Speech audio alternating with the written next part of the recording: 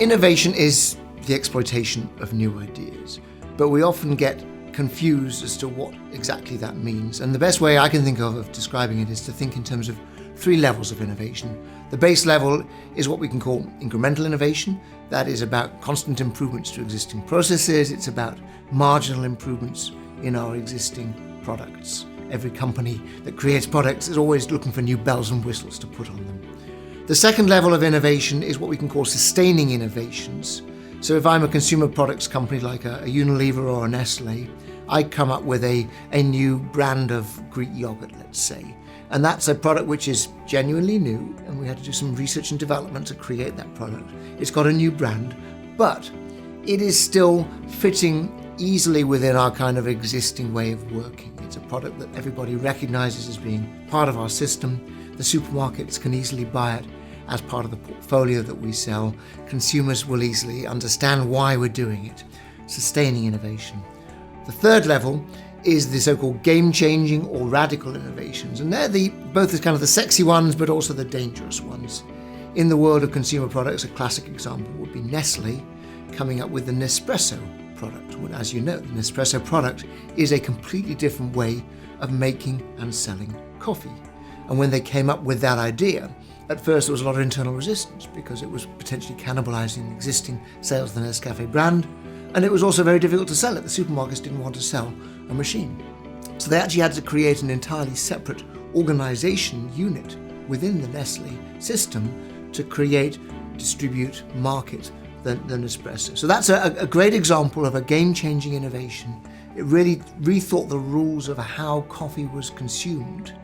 And the point is that because it went against their traditional ways of working, they had to create a completely separate structure. Big companies in particular really struggle with these game-changing innovations for the obvious reasons that their systems and processes are not geared around it. So 3 levels of innovation, they all matter. The first point is to be very clear what you mean, because everybody talks past each other on this quite often. So we need to make sure we've understood which level we're talking about. Ultimately, if you're a largish company, even if you're a medium-sized company, you have to think at all 3 levels. You have to do all 3 ultimately for long-term success. But you've got to be clear that different ones need different types of resources and different types of people.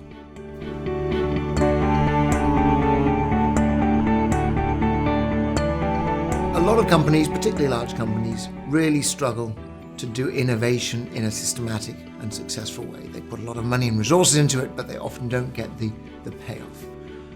There's lots of reasons, but let me focus on 2 of the main ones. The first reason is that they become obsessed with the idea generation part of the process. That's again the kind of the sexy end of things. Coming up with new ideas feels like it's helping us, and of course it is helping us, but it's only the first step of many, many steps in a chain.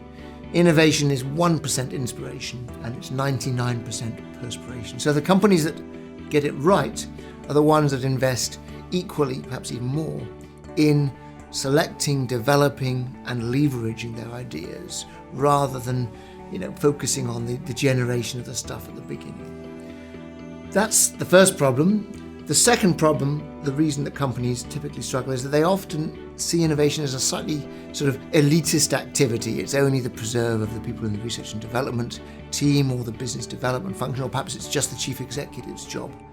And that's also dangerous because obviously that group of people only has certain amounts of insight. They might be really good technologically, but they have no idea what the customers really need, and perhaps they are building on prior successes. So the solution to that one is to, for want of better words, to democratize innovation. In other words, to make sure that everybody has a voice. That doesn't mean they have equal voices, but it does mean that everybody in the company should feel that they have the opportunity and the responsibility even to say, here's something we should do. Here's an idea we should be working on. Have you seen this opportunity in the marketplace? And if we do that, we're going to get many more points of view on what we should be doing, and we're going to get many more people involved in making the process work.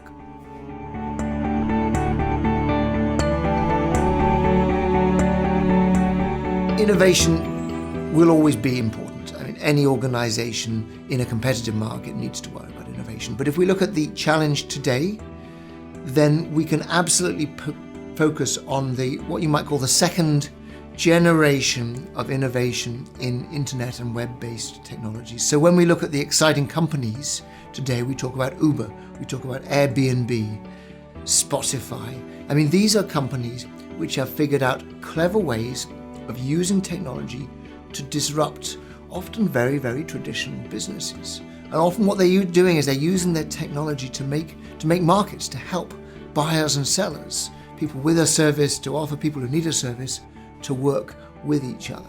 So we can put these in the category of disruptive innovations because they are using technology, often quite clever technology, to solve a problem in a completely different space. That means that even those working in a traditional industry who used to think, well, we can't be challenged, are suddenly finding that the world has changed before their eyes. So the banking, financial services industry is another classic example.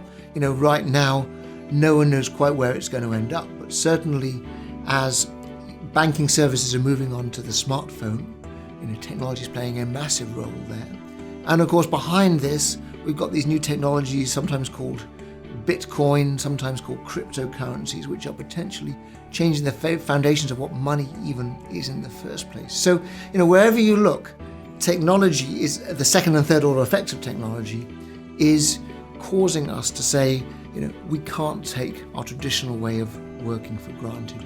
We need to embrace some of these new technologies and say to ourselves, is it possible that our industry is going to be disrupted in a significant way?